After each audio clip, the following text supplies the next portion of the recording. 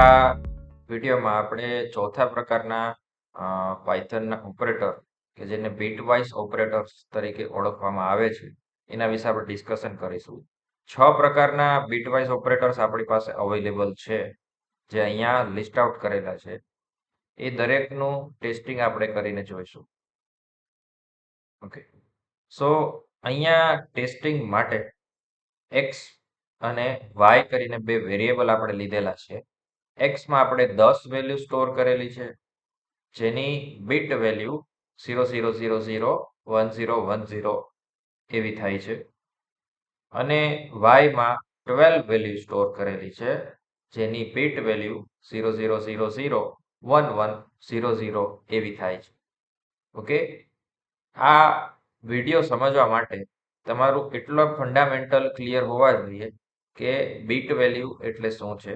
Bit value એ digital ફોર્મમાં binary digital ફોર્મમાં store થયેલી વેલ્યુ છે કે જે આપણા કમ્પ્યુટર અને કોઈ પણ ડિજિટલ મશીન્સ કમ્યુનિકેશનમાં અને સ્ટોરેજમાં ઉપયોગમાં લે છે. કમ્પ્યુટર 1 અને 0 ની જ ભાષા સમજે છે એ આપણે જાણીએ છીએ, અને આપણા નંબર કે જે ડેસિમલ નંબર્સ છે કે કોઈ લેટર્સ ને સ્ટોર કરવા માટે રિપ્રેઝેન્ટેટિવ વેલ્યુ 10ની કઈ છે તો કે આ છે, એ ડિસ્ક ઉપર સ્ટોર કરવામાં આવે છે. આ એનું બેઝિક ઇન્ટ્રોડક્શન છે. હવે જ્યારે આપણે એવી બે વેલ્યુનું એન્ડિંગ કરીએ, એન્ડિંગ એટલે શું તો કે બંને વેલ્યુમાં જ્યાં 1 હોય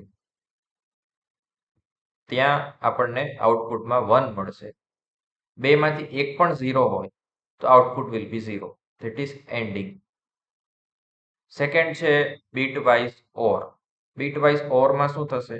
બેમાંથી એક પણ 1 હોય તો આઉટપુટ 1 આવશે. પછી છે એક્સ ઓર.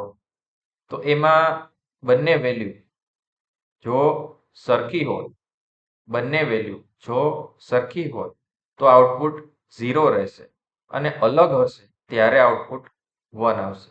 એક્સમાં કોઈ પર્ટિક્યુલર જગ્યાનો ડિજિટ, બાઇનરી ડિજિટ 0 છે અને વાયમાં એ પર્ટિક્યુલર જગ્યાનો બાઇનરી ડિજિટ 1 છે, કે એનું રિવર્સ લઈ લ્યો, 10 થાય છે, તો એ પર્ટિક્યુલર કેસમાં આઉટપુટ 1 આવશે.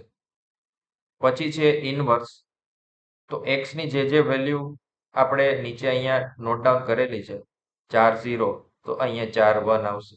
પછી 1010 છે તેની બદલે 0101 આવશે.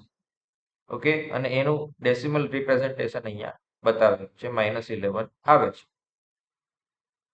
પછી છે લેફ્ટ શિફ્ટ અને રાઈટ શિફ્ટ. એક્સ અને =1 કરો તો એની બાઇનરી વેલ્યુ જે અહીંયા 1010 છે એને ડાબી બાજુ એક સ્ટેપ ધક્કો લાગશે, એટલે બધી વેલ્યુ એક સ્ટેપ આગળ જશે ડાબી બાજુ.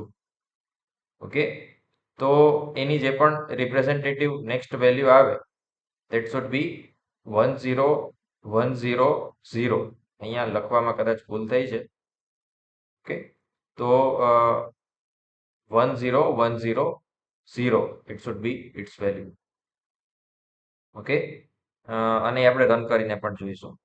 અને આ રીતે લખવામાં આવે x > 1, તો એ રાઈટ સાઈડ શિફ્ટિંગ કરશે, અને 1010 હતું તો જમણી બાજુનો જે 0 છે નીકળી જશે. આ 3 નંબર છે એ જમણી બાજુ શિફ્ટ થશે, તો અહીંયા 101 દેખાય છે, અને એનું રિપ્રેઝેન્ટેટિવ ડેસિમલ વેલ્યુ 5 થાય છે. ઓકે, અહીંયા આ જગ્યાએ 1 આવવો જોઈએ. આપણે કન્ફર્મ કરીને પછી મૂકીશું. ઓકે, સો કમાન્ડ લાઈન આપણે બધું ટેસ્ટ કરવા માટે જોઈશે આપણી પાસે. ઓકે, તો અહીંયા કમાન્ડ લાઈન છે આપણી પાસે. પાયથન લખીએ, સો પાયથનનું ઇન્ટરપ્રિટર રન થઈને આપણી પાસે આવશે. એક્સમાં વેલ્યુ આપણે સ્ટોર કરીએ 10 અને વાયની વેલ્યુ હતી 12. ઓકે, તો આપણી પાસે ઇનિશિયલ વેલ્યુ આવી ગઈ. હવે એક્સ એન્ડ વાય એનું રિઝલ્ટ આપણને એક્સપેક્ટેડ 8 હતું, 8 મળે છે. પછી એક્સ અને ઓર વાય એવું આપણે કરીએ, બીટવાઇઝ ઓર એવું કહી શકાય. તો એનું એક્સપેક્ટેડ રિઝલ્ટ આપણી પાસે હતું 14, જે આપણને 14 મળે છે. પછી છે એક્સ અને કેરેટ સાઇન જે એક્સ ઓર બીટવાઇઝ એક્સ ઓર ઓપરેશન માટે હેલ્પમાં આપણે લઈએ છીએ એને રન કરીએ તો એમાં એક્સપેક્ટેડ રિઝલ્ટ હતું 6 1 1 0 છે એ 6 નું બાઇનરી છે તો 6 આપણને મળે છે. હવે ટાઇડલ સાઇન અને એક્સ આપણે યુઝ કરીએ તો -11 આપણને બતાવે છે. ઓકે, તો હવે એક્સ ડબલ લેસ ધેન 1 એટલે કે left shift 1 x left shift 1 એ રીતે વાંચીએ then it is more meaningful. તો એક્સ લેફ્ટ શિફ્ટ 1 તો એનો આન્સર આપણને 20 મળે છે. 20 નું બાઇનરી જે થાય એ આપણે નીચે મૂકવું પડશે એના માટે અહીંયા 1 આવશે.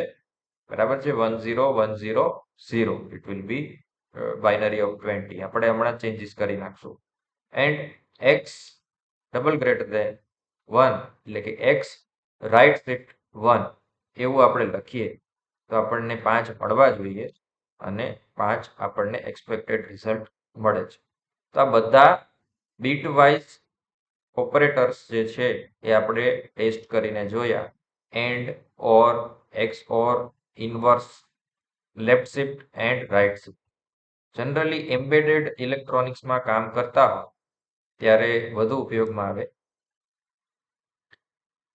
અહીંયા આપણે ચેન્જીસ કરી નાખશું should be 1 here. ઓકે, તો આ બીટવાઇઝ ઓપરેટર્સ આપણે જોયા અને એનું વર્કિંગ કઈ રીતે થાય છે એ કન્ફર્મ કર્યું.